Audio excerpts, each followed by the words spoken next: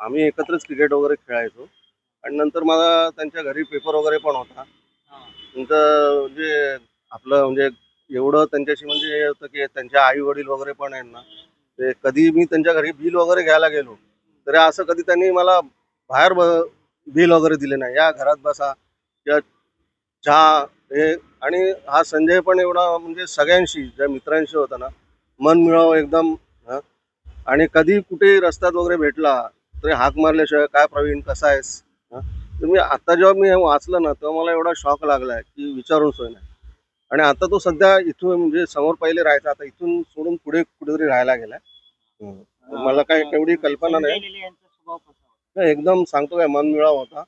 आणि फार म्हणजे मस्करी वगैरे करणं किंवा हे करणं एकदम म्हणजे फ्रँकली होता सांगायचं. तुम्हाला ही माहिती कधी कळली मी आणि आता सकाळी जेव्हा पेपर बघितला तेव्हाच मला समजलं. कारण काय मी स्वतः मोबाईल वगैरे काही वापरत नाही, त्याच्यामुळे मला याची काही कल्पनाच नव्हती की असं काही झालंय वगैरे. आता मी सकाळी बघितलं पेपरमध्ये आणि आणि सहज म्हणून मी नाव वाचलं, बोललो अरे संजय लेले, बोललो जाऊन दे आणखीन पण कोणीतरी असतील म्हणून मी एवढं दुर्लक्षित केलं. पण जेव्हा मी आता पेपरमध्ये त्यांचा फोटो बघितला तेव्हा मला म्हणजे प्रचंड शॉक लागला. काय बोलू. आणि पहिल्यापासून आणि म्हणजे आता काय बोलायला पण सुचत नाही की काय बोलू आणि काय नाही. आणि माझ्या डोळ्यासमोर तो यायला लागला.